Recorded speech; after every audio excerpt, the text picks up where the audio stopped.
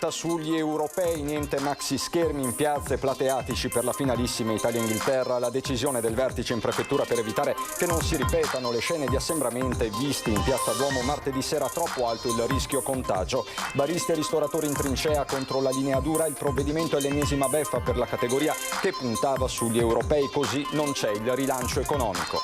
Ennesimo incidente sulla Feltrina, a perdere la vita un motociclista di 41 anni che si è schiantato contro un'auto. Il sindaco di Montebelluna punta il dito contro l'eccessiva velocità. Indagine interforze per catturare la banda armata che ha colpito la villa del conte Marcello a Freganziol. Tra i cittadini c'è apprensione, non ci sentiamo sicuri. Si terranno sabato mattina in Duomo a Treviso i funerali di Vittorio Zanini, medico e amministratore. Il sindaco Conte: siamo pronti a rendergli omaggio, il corteo nei luoghi simbolo della città.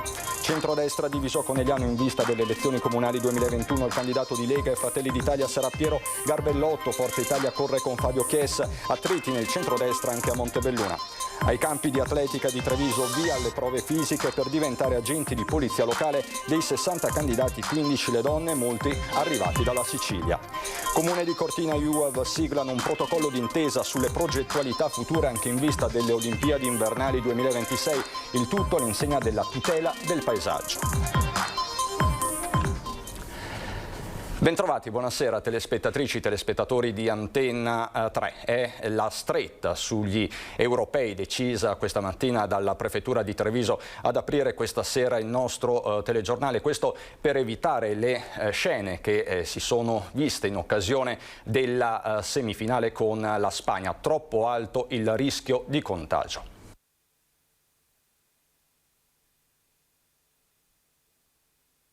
Niente maxi schermi e limitazioni il più possibile di quelle che possono essere situazioni anche individuali di singoli esercizi che però per formazione, per locazione possano prestarsi a vedere dei grandi assembramenti. Ad annunciare l'esito del vertice in prefettura del Comitato per l'Ordine, la Sicurezza e il vice sindaco, niente maxi schermi quindi in piazze plateatici per la finale Italia-Inghilterra, mentre la partita si potrà seguire all'interno dei locali nel rispetto delle norme anti-Covid. Il divieto arriva dopo le scene di esultanza incontrollata, assembramenti e festeggiamenti di cui il centro è stato teatro martedì sera dopo la vittoria dell'Italia sulla Spagna. Scene inaccettabili, aveva commentato il prefetto Maria Rosaria Laganà, che ha formalizzato l'ordinanza affinché non si ripetano anche domenica.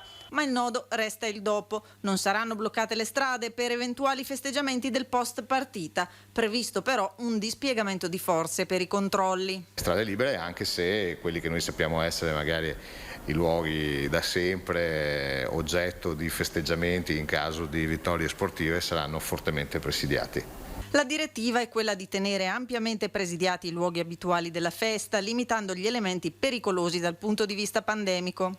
Perché questa festa, che naturalmente speriamo ci sia, non vada a pregiudicare quelle che comunque è uno stato di miglioramento pandemico che non deve essere compromesso da un festeggiamento. E intanto il primo cittadino invita al senso di responsabilità individuale. Le immagini viste in occasione della semifinale, francamente, oltre a rallegrarci perché è bello rivedere le piazze piene, però da un punto di vista sanitario preoccupano e anche tanto, e quindi l'appello che faccio è di stringere i denti. Dobbiamo goderci questa bella finale con la speranza di vincere, però dobbiamo assumere un atteggiamento responsabile prima, durante e dopo la partita. Baristi e ristoratori però non ci stanno e denunciano, si tratta dell'ennesima beffa. Parliamo di locali che hanno usato anche l'europeo per rilanciarsi, hanno investito soldi per comprare o affittare apparecchiature e adesso si trovano con un investimento che non potrà dar frutto in nessun modo. Di conseguenza sarà l'ennesima beffa per appunto una categoria che ad oggi, dopo 14 mesi, non ha neanche tutele dalle amministrazioni. Gestori dei locali sul piede di guerra per lo stop ai maxi schermi all'esterno per la finalissima di calcio. Chiedono che si ridiscuta la misura. Linea dura con zone d'ombra, commentano misura sterile. Sottolinea il titolare del Bottegon, quella di vietare di trasmettere la partita senza il divieto di scendere in piazza. È scelta che svantaggia, continua, chi non ha posti a sedere all'interno. L'esito era probabilmente aspettato, però è anche quello più privo di buon senso, in quanto comunque la gente all'esterno seduta nei locali aveva la possibilità di essere un po' più messa in sicurezza. Adesso invece saranno tutti quanti incentivati o a vedere le partite nelle case private, quindi senza nessuna regola, nessuno che controlla, oppure all'interno di alcuni locali che hanno la televisione all'interno, e quindi anche qua, se all'interno era pericoloso fino a un mese fa, sarà ancora più pericoloso domenica sera. E poi la delusione per chi aveva già tutto sold out, 100 tavoli, la cui prenotazione verrà con ogni probabilità cancellata. I problemi che i signori qua di sopra tentano di evitare non sono dati da tutta la popolazione, ma sono dati al 95% da una determinata proprio fascia di età della popolazione. Che non è quella che viene a cena, bensì quella che arriva dopo. Quella che arriva dopo, certamente, è quella che prende 2 sedie dal locale qua dietro, le porta qua, si mette attorno a fare assembramenti, a vedere la partita, e alla fine della partita ti trovi le sedie al locale qua dietro sfasciate. Anche tra la gente la misura fa discutere e divide tra chi favorevole e chi avrebbe sposato una linea più morbida. Essere un po' più morbidi per conto mio. E perché? Poi non è preoccupato lei per assembramenti o...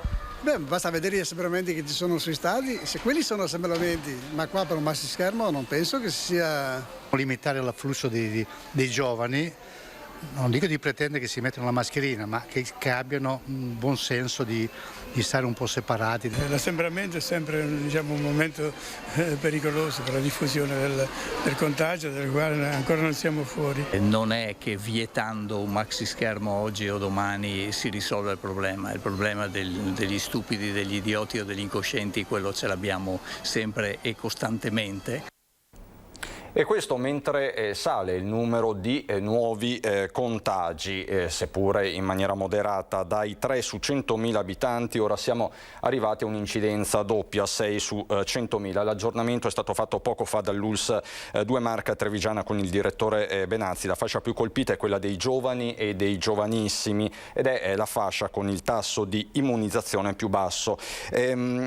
Poi c'è tutto il fronte dei vaccini con le farmacie. Ne sono state abilitate 75 nella Marca, ma partiranno per ora soltanto in 12 il giorno 12 luglio. A Treviso città partirà per ora solo una farmacia, quella a Santa Maria Maggiore, il 1° di agosto. Per quanto riguarda gli operatori sanitari che non si sono vaccinati, sono 3.600 le raccomandate inviate, 2.450 gli operatori che hanno risposto, hanno detto di aver avuto dei problemi e saranno vagliati dalla Commissione. 1.550 non hanno però dato nessuna giustificazione. Ora a questi sarà inviato, se non ci saranno ulteriori decisioni, entro 10 giorni una raccomandata con la sospensione. Questo è l'aggiornamento dell'ultima ora da parte dell'ULS 2 Marca Trevigiana. C'è poi il lutto dell'intera città di Treviso per la morte di Vittorio Zanini. L'ultimo addio sabato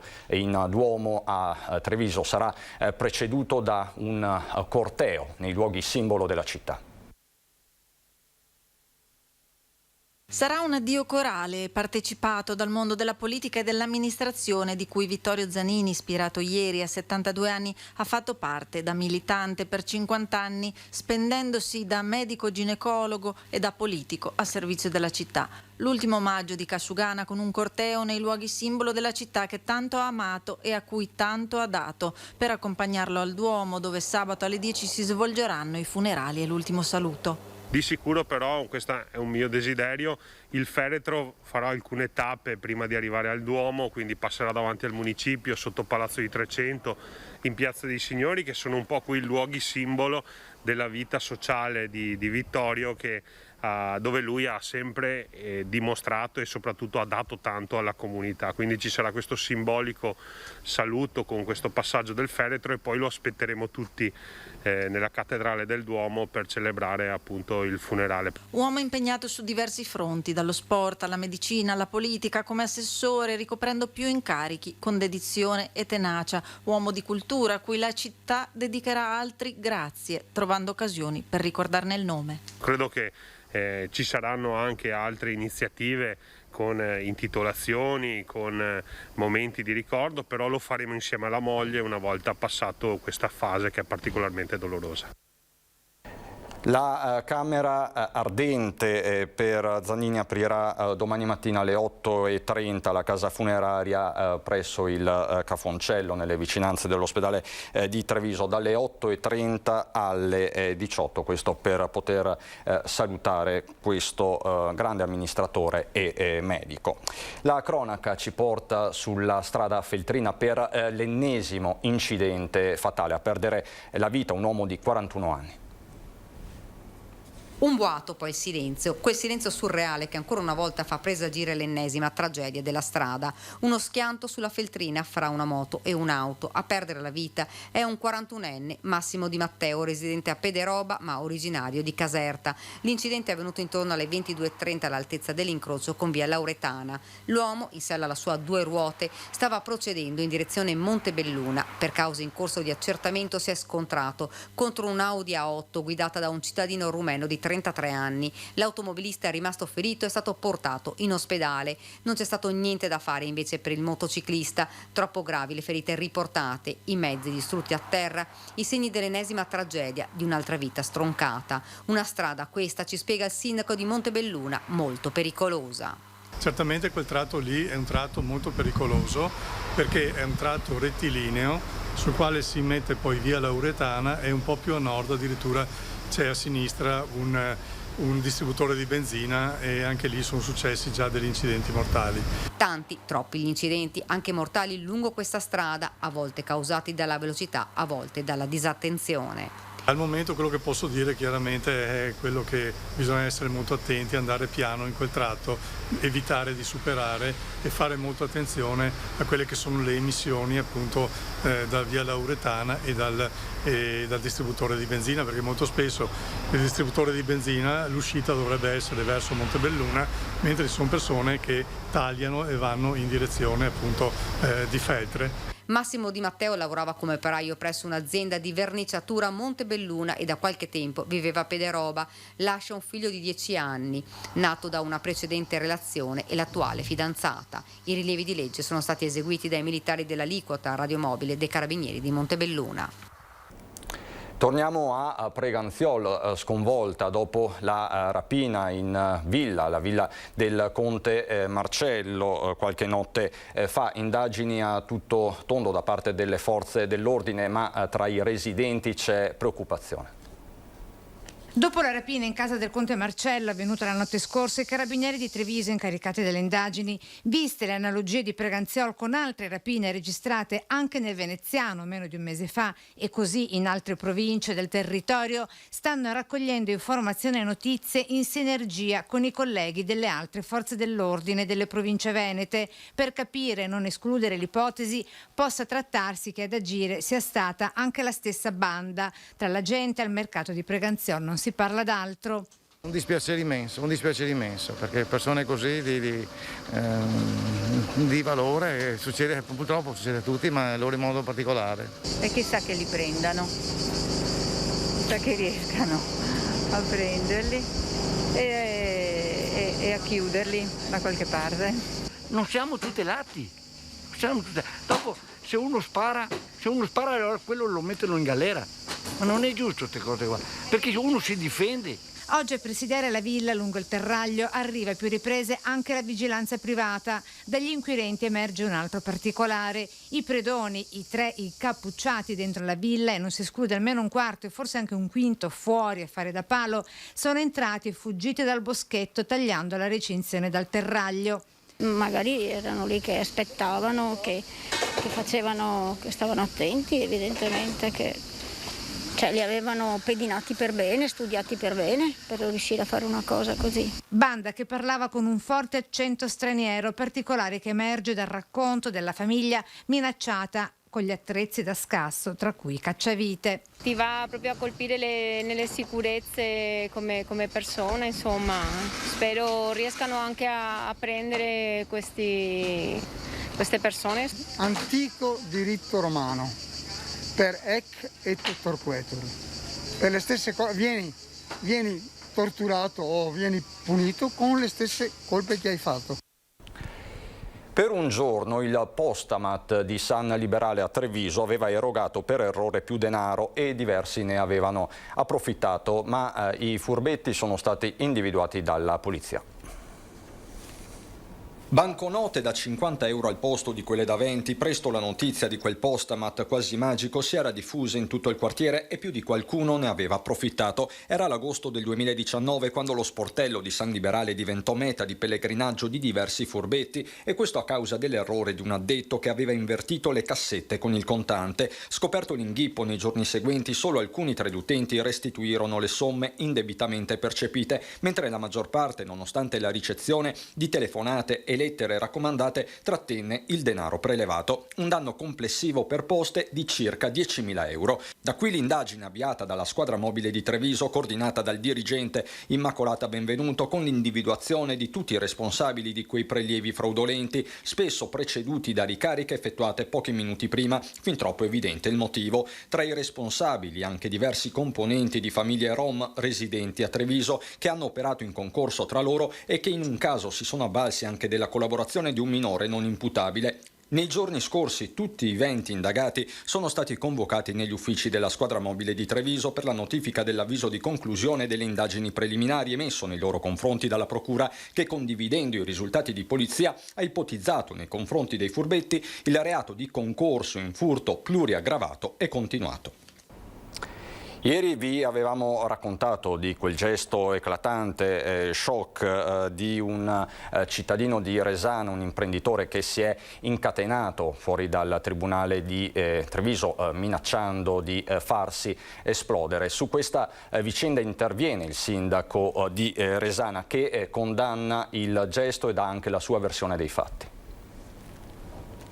Il gesto eclatante va condannato, secondo me, non va fatto, anche perché si va ad inserire in questa questione dei minori, che quindi sì, è meglio lasciarli fuori da certe questioni. Condanna il gesto del suo concittadino il sindaco di Resana Stefano Bosa. Non serviva, dice, arrivare a tanto guardando la protesta inscenata in tribunale a Treviso nella giornata di mercoledì da Massimo Baggio, 54 anni, ex imprenditore con un fallimento alle spalle e con casa pignorata e assegnata alla moglie da cui è separato con i figli. Ore concitate con l'uomo che prima si è incatenato alle porte del Palazzo di Giustizia e poi ha minacciato di far saltare in aria tutto. Per il primo cittadino la priorità va ora alla famiglia, che i servizi sociali già hanno aiutato in passato e che stanno sostenendo anche ora. C'è più un aiuto di, ad esempio, per trovare un'abitazione adeguata ai figli, per trovare una sistemazione, per trovare un posto di lavoro per quanto si può per la mamma dei figli.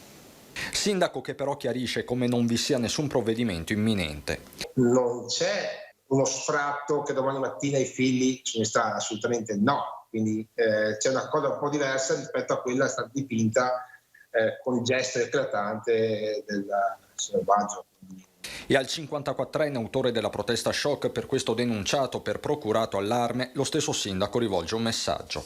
Di ragionare su quello che fa, prima di fare certi gesti, pensarci anche alle conseguenze che possono avere. Quindi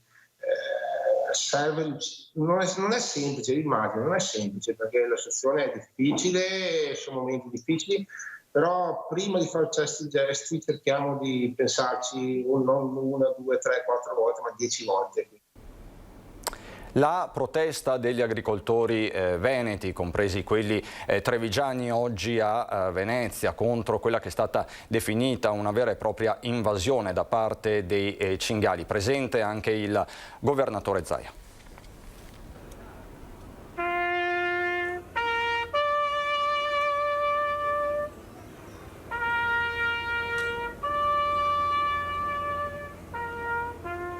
Flash mob silente, invasione pacifica del Canal Grande, del ponte di Calatrava, degli agricoltori di Coldiretti Veneto, accompagnati da una cinquantina di sindaci e amministratori arrivati da ogni parte della regione con la presenza del governatore Zaia. Il territorio non ce la fa più, dalla pedemontana vicentina e trevigiana al bellunese, dai colli euganei e iberici ai monti della Lessinia, l'invasione dei cinghiali è visibile. Almeno 90.000 gli esemplari in circolazione, contro cui 7.000 7.000 se le controlli poco possono fare. È saltato l'ecosistema rispetto al cinghiale e l'azione di contenimento è fondamentale, altrimenti avremo il problema dell'abbandono da parte degli agricoltori dei territori. Ci sono letteralmente devastate colture dei nostri agricoltori e la non sostenibilità dell'agricoltura rischia di fare spopolare i territori e lo spopolamento ci porta poi a quello che è l'abbandono di tutto quello che è l'area agricola del Veneto. Scendono a valle, ci distruggono tutti i raccolti e purtroppo non solo, ma sono un pericolo per la sicurezza dei cittadini e anche dei nostri bambini. Quindi chiediamo rispetto e veramente un contenimento di quelle che sono il dilagare di questa invasione di cinghiali e non solo. Gli agricoltori, che il presidente veneto ha ringraziato per il costante presidio del territorio, chiedono una modifica della legge nazionale e meno burocrazia nell'adottare sistemi di contrasto. Il pericolo è costante, come testimonia l'esperienza vissuta da Carla Peruffo, assessore di Ospedaletto Euganeo, recentemente coinvolta in un incidente causato da un cinghiale sceso sulla strada.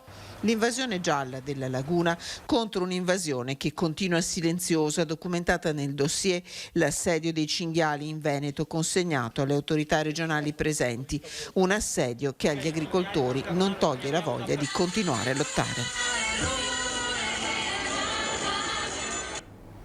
Immancabile quindi l'omaggio a Raffaella Carrà. La politica ci porta a Conegliano, dove il centrodestra si presenta diviso alle elezioni comunali del 2021.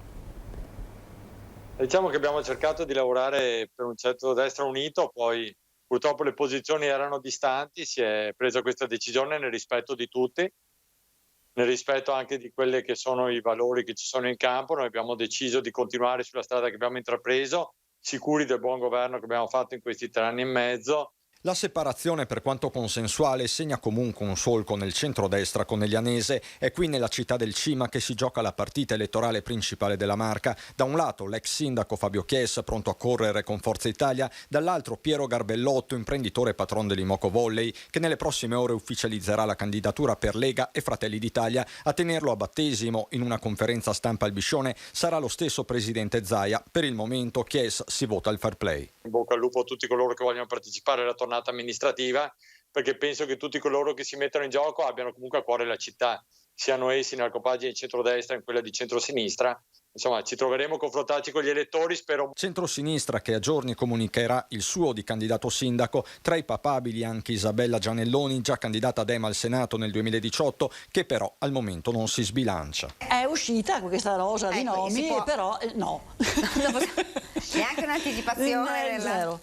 No, diciamo che la cosa verrà resa nota, verrà resa nota fra qualche giorno. Altra partita, quella di Montebelluna, con la Lega che schiererà il capogruppo uscente Adalberto Bordin, mossa che ha portato Nicola Palumbo, giovane imprenditore e attuale presidente del Palio, a ritirare la propria candidatura alla guida di un centrodestra unico a trazione civica. Il suo nome era stato avanzato con una lettera appello da una 50ina di imprenditori. I partiti dovrebbero ascoltare la società civile, ma non è successo, ha detto Palumbo. Adesso per noi c'è la pubblicità, fra poco.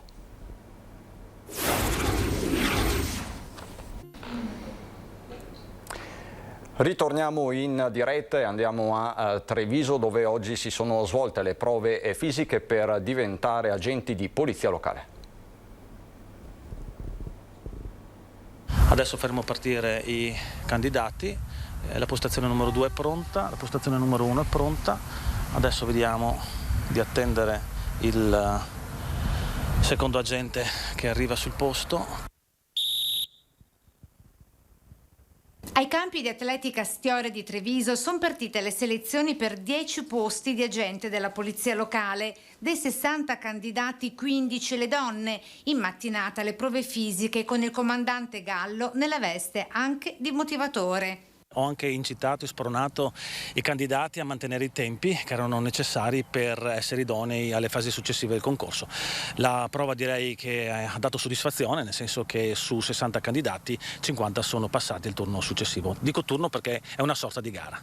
In tanti arrivati anche dalla Sicilia, come Sebastiano, 26 anni, vero riders dei concorsi pubblici. Giunto in auto da Catania, ieri sera era a Bari per un'altra prova, quindi Treviso e domani Roma per il suo terzo concorso pubblico in appena 48 ore. Ho fatto questo piccolo viaggetto proprio perché, oltre che mi piace il comune di Treviso, ho visto anche il concorso che è fatto abbastanza bene, quindi mi sono immerso in questa avventura per poter partecipare anch'io.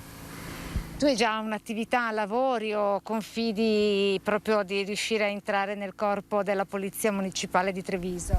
Sì, ho già un lavoro giù, però era già da tempo che avevo questa prospettiva. Concorso le cui prove generali termineranno entro fine mese corrente.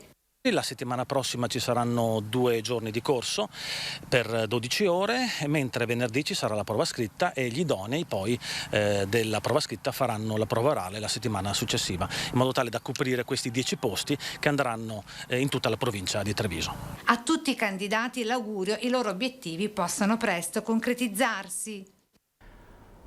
Durerà fino alla mezzanotte di oggi lo stato di preallarme decretato dal Centro Funzionale della Protezione Civile della Regione, che ha emesso un avviso di criticità idrogeologica per quasi tutti i bacini idrografici del Veneto, quindi attenzione fino alla mezzanotte. Per il momento non si segnalano particolari disagi, diciamo che poco prima delle 17:30 c'è stato un violento temporale con chicchi di grandine tra Folline e Cison di Valmarino, nubifragi anche tra Asolo e Castelfranco, ma non si segnalano interventi dei vigili del fuoco. Andiamo adesso a Belluno.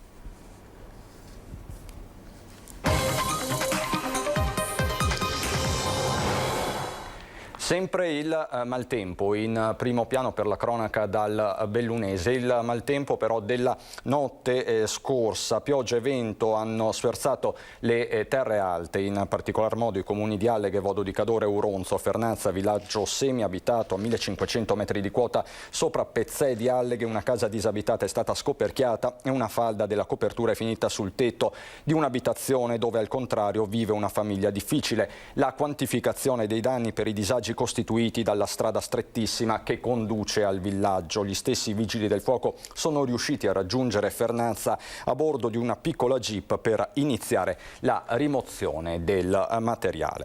E c'è un aggiornamento dell'ultima ora da parte dell'ULS 1 Dolomiti, perché si è scoperto che la variante Delta del coronavirus è presente tra gli infettati del focolaio feltrino che si è sviluppato a partire dal 26 giugno scorso e che finora ha colpito complessivamente una ventina di ragazzi. Lo ha comunicato proprio pochi minuti fa l'ULS 1 Dolomiti, facendo sapere che sono giunti i risultati delle analisi preliminari di sequenziamento. Da qui un nuovo invito da parte dell'ULS a tutti coloro che hanno partecipato agli eventi sportivi e sociali che si sono verificati a Pedavena a fine giugno.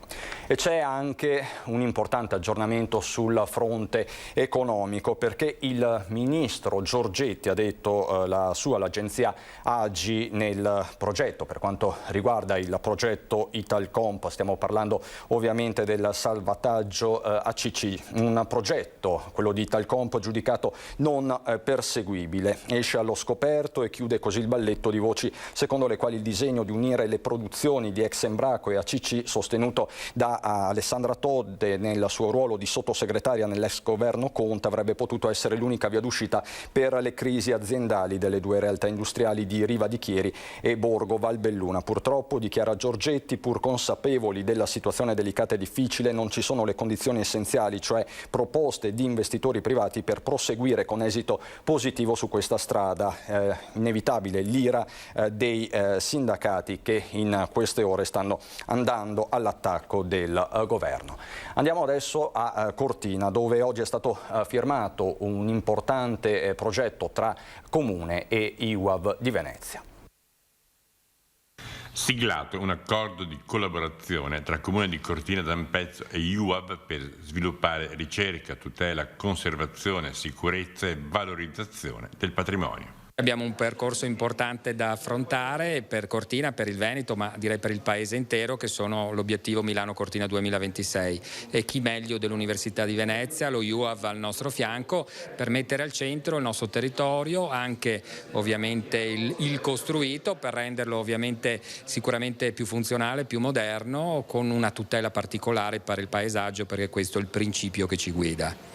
L'Ateneo veneziano metterà a disposizione del territorio ampezzano la propria esperienza in questo ambito, anche nella prospettiva delle Olimpiadi invernali Milano-Cortina 2026, il cui principio innovativo è la previsione di costruire da zero solo l'8% delle strutture, in favore di una riqualificazione intensiva di quelle già esistenti. Gli studi e le ricerche riescono a diventare poi utili e sostanziali se si raffrontano con le questioni reali, con i luoghi reali. Quindi è molto importante per noi, che abbiamo maturato delle competenze specifiche in molti dei settori di cui questa convenzione, questo accordo si occupa, ma che sempre siamo contenti quando si tratta appunto sul terreno di mettere a frutto le nostre competenze specifiche. Saranno quindi avviati progetti di ricerca per il restauro e il riuso di edifici e beni artistici mobili e immobili, patrimonio di un territorio di straordinario valore paesaggistico e naturalistico, mentre ulteriori attività di ricerca saranno dedicate all'efficientamento energetico di edifici già tutelati. Da Cortina a Feltre, dove torna lo shopping il venerdì sera. Musica di sottofondo per accompagnare lo shopping e per stare bene in una città aperta e accogliente. Feltre rinnova da domani l'appuntamento estivo con i venerdì sera, un modo di tornare a relazionarsi e di vivere la normalità. Noi la normalità la vogliamo riprendere e la vogliamo riprendere ovviamente però con tutta la sicurezza e le attenzioni del caso. Quindi è bene che Feltre e i cittadini di Feltre siano accoglienti e pronti a rivivere quella che è una stagione diversa. L'edizione 2021 sarà all'insegna della sicurezza grazie alla collaborazione con il Consorzio Turistico Dolomiti Prealpi, che oltre ad organizzare gli eventi musicali del venerdì ha accolto di prolungare l'attività con attività dedicate ai bambini e alle famiglie nei sabati pomeriggio. È il primo anno che il Consorzio si occupa di organizzare delle animazioni per le famiglie e quindi per intrattenere delle famiglie e tutti i turisti che saranno presenti in centro per fare lo shopping.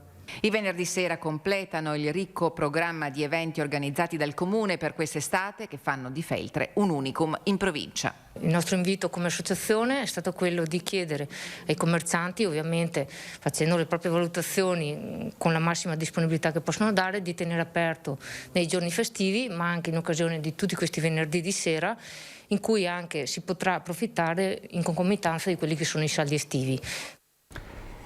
Inviano le condoglianze alla regina Elisabetta per la morte del principe Filippo e da Buckingham Palace, pensate, arriva la risposta a sorpresa per Elisa e Sofia Serafini, due bambine di 7 e 4 anni di Canale d'Agordo, che dopo la morte di Filippo, duca di Edimburgo, hanno deciso di fare alcuni disegni e di inviarli alla regina Elisabetta, scrivendo che pregavano per lei. La risposta non si è fatta attendere. A Canale d'Agordo è arrivata la busta reale firmata da Queen Elizabeth, all'interno della quale le bimbe hanno trovato la fotoricordo del principe Filippo e i ringraziamenti per il pensiero rivolto per la sua scomparsa. Questa quindi la storia che arriva dall'Agordino e con la quale terminiamo il nostro telegiornale. Non ci sono infatti aggiornamenti dell'ultima ora, resta questa allerta maltempo, ma per il momento non ci vengono segnalati particolari interventi da parte dei vigili del fuoco. E quindi tutto, ci sono le previsioni del tempo. Buon proseguimento di serata.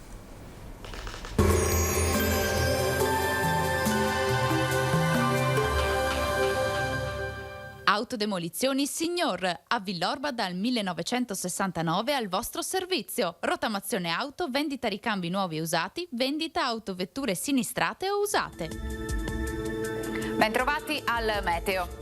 La pressione atmosferica torna ad aumentare, sarà dunque maggiormente soleggiato, con caldo e sensazione di afa in attenuazione. Il dettaglio di venerdì 9 luglio. Sul Veneto sarà più asciutto e stabile il tempo. Ci attende infatti una giornata decisamente soleggiata, con cielo sereno o al massimo con qualche locale velatura. Temperature come detto in lieve calo, anche sensibile, minime tra 17 e 20 gradi, valori massimi compresi invece tra i 28 e i 32 gradi all'incirca. Ci spostiamo ora sul Friuli Venezia Giulia, dove avremo qualche residuo piovasco al mattino sui settori montuosi, tanto sole invece con il passare delle ore. Temperature minime tra 17 e 22 gradi, massime sui 26-30 gradi. Infine diamo uno sguardo alla situazione del Trentino Alto Adige. Anche in questo caso avremo isolati acquazzoni in mattinata sui settori di confine, migliorerà ovunque a seguire.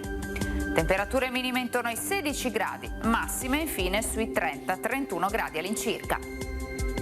Dal meteo per ora è tutto, vi auguro un buon proseguimento con Antenna 3.